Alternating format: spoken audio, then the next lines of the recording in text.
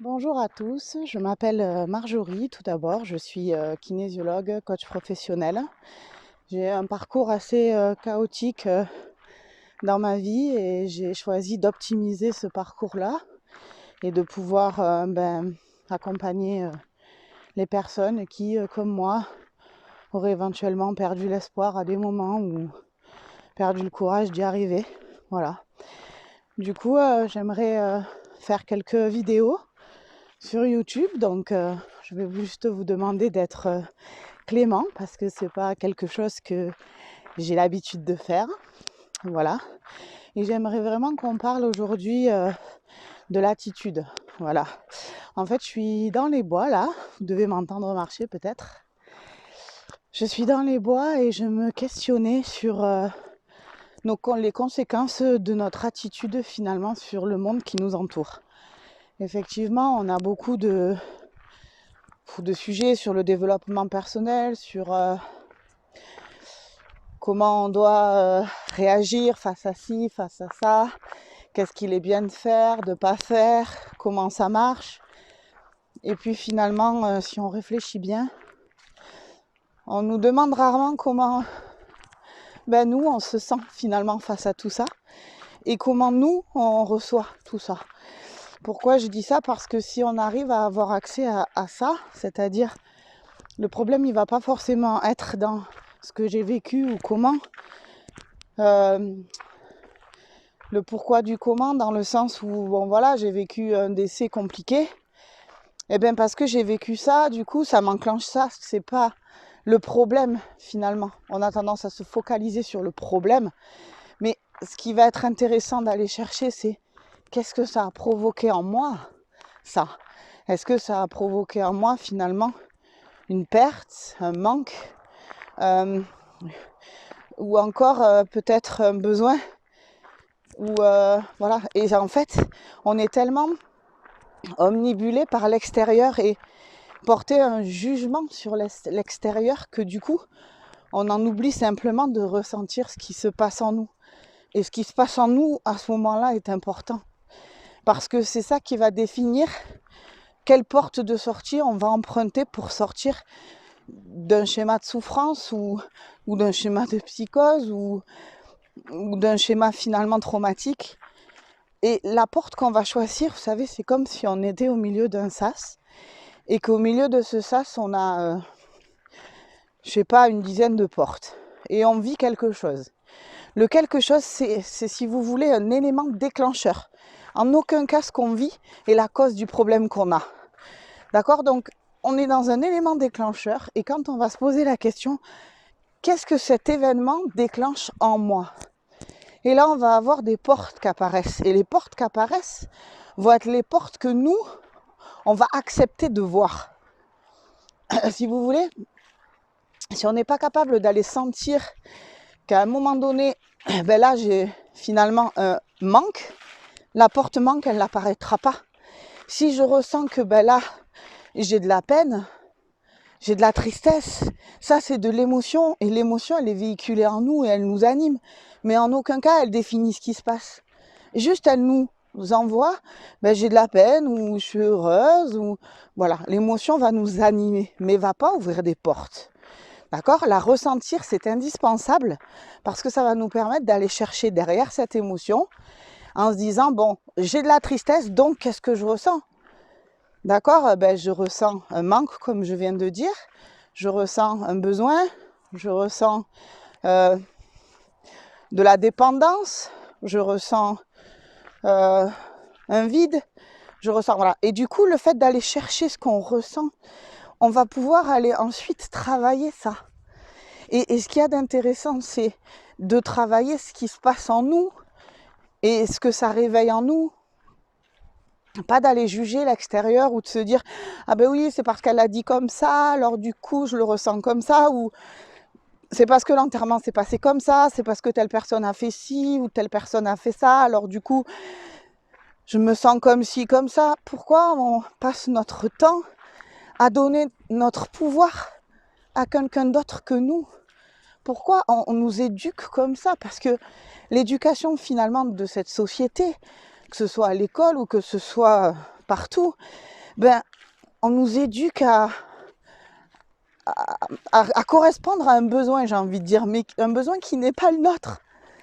Exemple, les rédactions. J'ai toujours cet exemple en français parce qu'une fois, j'avais un super professeur de français à l'époque qui m'avait dit, voilà, je vais vous donner un sujet de rédaction, faites-le. Et moi, j'ai toujours été nulle en rédaction dans le sens où j'ai tendance à écrire comme je parlais. Donc du coup, tout ce qui me venait, je l'écrivais. Et en fait, lorsque le professeur m'a rendu la copie, elle m'a dit tu sais Marjorie, si je devais noter le fond de ta rédaction, je te mettrais 18. Parce que ta rédaction, elle m'a fait passer par tous les états. J'ai ri, j'ai pleuré, et elle m'a dit vraiment, ça m'a émue à un point qui est pas qualifiable. C'est pourquoi tu mériterais 18. Par contre, si je note la syntaxe, le français, comment tu as tourné tes phrases, le temps employé, les fautes d'orthographe, du coup, tu aurais une mauvaise note. Ah, tu aurais 7 ou 8. Alors, j'ai décidé de faire la moyenne des deux par respect pour ce que tu m'as fait ressentir lors de cette rédaction-là. Du coup, j'ai eu 13. Mais tout ça veut dire que, en fait, qu'est-ce que j'évalue? Comment je l'évalue? Comment quelqu'un d'extérieur à nous peut évaluer ce que nous sommes et ce que nous ressentons? Et qu'est-ce que ça nous fait? Vous savez, le terme comprendre les gens, c'est quelque chose qu'on entend beaucoup. Oui, je la comprends, oui, je le comprends. Mais la vérité, c'est qu'on ne peut pas se comprendre. C'est impossible. On ne peut pas comprendre ce que la personne a ressenti au moment du décès de son père parce que nous, on a perdu notre père. On va juste simplement avoir une expérience similaire, mais encore une fois, ce n'est pas l'expérience qui va définir le problème. C'est la manière dont vous y faites face et la manière dont vous l'abordez, ce que vous ressentez. Toutes les choses qui ont pu, à un moment donné, venir vous percuter dans cette expérience-là. C'est pas l'expérience en lui-même, en fait. Ça n'a jamais été ça. Du coup, ça me tient à cœur un peu de vous partager toutes mes expériences et tous mes savoirs sur plusieurs sujets. Encore une fois, je ne vous demande pas de me croire sur parole ou de donner à ce que je vous dis une « Ah, elle a raison, c'est vrai, oh là là ». Non, j'ai pas raison dans le sens où ça a été ma manière de le vivre et de l'analyser. Peut-être que certains d'entre vous s'y reconnaîtront, peut-être que d'autres diront « Elle dit n'importe quoi et elle est perchée, cette fille, pourquoi pas ?» On a chacun notre vision et je respecte chacune des visions, c'est pas grave. On a un chemin, on doit le vivre. Quelqu'un qui est expert comptable, qui va être face à un bilan, il va dire « ce bilan, il n'y a pas assez de détails, il n'est pas calculé comme ça s'appelle pas un bilan parce qu'il y a tel compte qui n'apparaît pas, tatati, tatata. » Un simple comptable va être content de son travail. Quelqu'un qui n'y connaît rien en comptabilité va dire « Oh, la comptabilité, c'est du charabia. Je ne comprends pas ce compte, à quoi ça sert, qu'est-ce qu'on y met dedans ?» Tout est interprétation. C'est le regard que je porte sur les choses et c'est aussi la connaissance que j'en ai. Et c'est pas parce que l'expert comptable va trouver peut-être que c'est pas assez détaillé ou que la personne ne va pas comprendre le bilan parce que un compte pour elle, matière première, mais qu'est-ce que c'est matière première? Ou qu'est-ce que c'est fourniture? Finalement, on peut tout mettre et rien mettre dedans. Du coup, c'est pas parce que les deux ont une vision qui n'est pas finalement identique ou qui peut s'avérer peut-être opposée qu'il y en a une des deux qui a raison, elles ont toutes raison. C'est simplement qu'il y en a une qui a un regard et une connaissance sur un document que l'autre n'a pas. C'est tout. Mais c'est pas parce que l'autre n'a pas de connaissance qu'il n'a pas raison dans ce qu'il dit. On peut très bien adapter un bilan comptable de manière à ce que des personnes qui ne sont pas comptables le comprennent.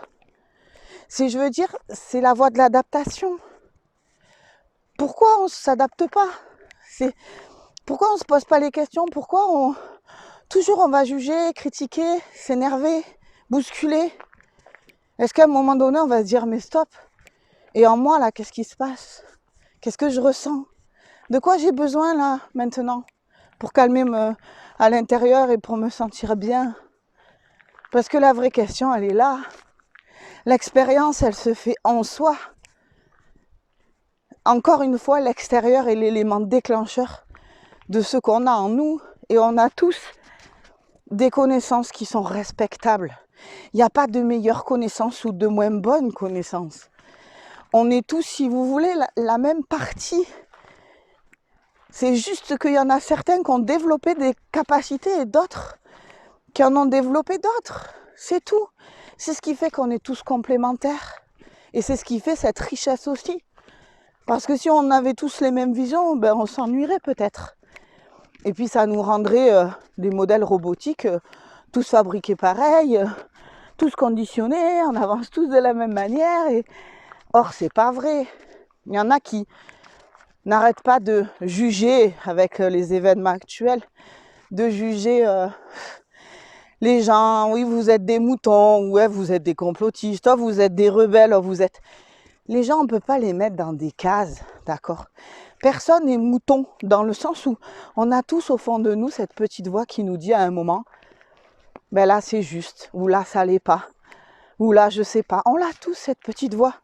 Seulement on a choisi des fois de la développer et des fois non.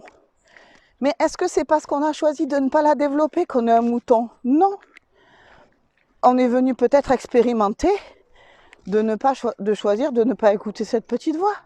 Et c'est pas parce que dans l'ici et maintenant vous écoutez pas cette petite voix que vous l'écouterez jamais, en fait. Et ceux qui écoutent leur petite voix, ben, est-ce que ça les rend supérieurs? Est-ce que finalement, ah ben parce que alors ça y est, eux, ils communiquent avec le grand, le tout puissant, ah ben ça y est, oh ben ça y est, moi je peux tout vous dire, moi je vois tout. Et est-ce que ça le rend meilleur? Encore une fois, tout est bon pour nous détourner de nous. Encore une fois, que ce soit à travers un monde invisible pour certains ou à travers un monde visible pour d'autres. Mais encore une fois, est-ce là l'objectif? Voilà, je raisonnais à voix haute et je me suis dit, je vais peut-être partager ça avec les gens. Ça peut peut-être faire réfléchir certaines personnes ou pas. Ça, c'est seul vous qui pouvez décider de ça. Mais en tout cas, j'avais envie de vous le partager et j'essaierai de partager d'autres vidéos aussi sur des sujets qui me tiennent à cœur. Après, si vous avez des idées ou des envies de sujets particuliers que je peux développer avec vous, n'hésitez pas. Ça sera avec grand plaisir. Mais voilà, j'aimerais vraiment que chacun entende que notre attitude, elle est unique en fait. Et que notre manière de recevoir les choses est unique. Notre manière de choisir de vivre dans ce monde est unique. Et je répète, il n'y a pas de bonne ou de mauvaise méthode. Il y a juste qu'on est différent. Il y a juste qu'on expérimente ça de manière différente. Et puis c'est tout. Le jugement, ça n'a jamais apporté à personne. Et la critique non plus. En quoi ça me fait avancer de critiquer Pierre, Paul ou Jacques? Alors je dis pas que je ne l'ai jamais fait, mais bien sûr, moi aussi j'ai critiqué, moi aussi j'ai jugé, moi aussi. Mais au bout d'un moment, je me suis dit, Marjorie, à quoi ça sert? Montrer quoi? Que je suis supérieure? Mais c'est pas vrai, il n'y a personne qui est supérieur. On est tous des êtres humains à la même enseigne. Si demain notre cœur il décide de s'arrêter de battre, eh bien, il s'arrêtera de battre pour tout le monde. Et on est sur le même pied d'égalité. Et c'est pas parce qu'il y en a qui ont des intelligences développées dans la politique, dans la comptabilité, dans l'émotionnel, dans l'intuitif, dans le paranormal, qu'il y en a qui sont supérieurs à d'autres. On est tous libres et tous égaux en fait.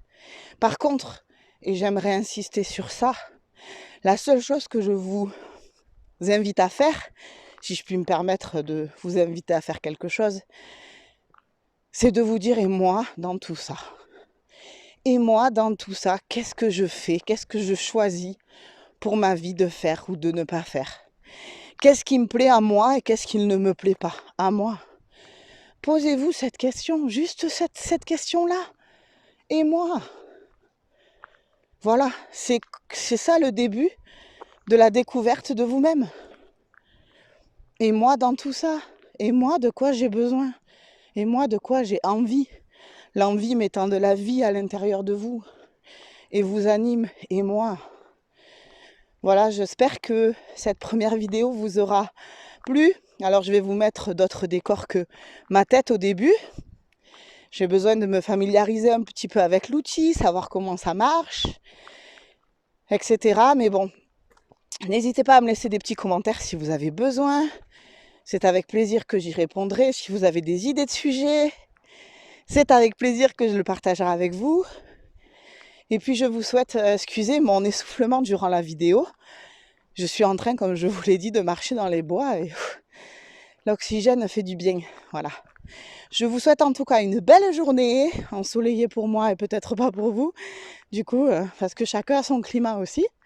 Et puis, je vous dis à très bientôt pour une prochaine vidéo. Ciao, ciao!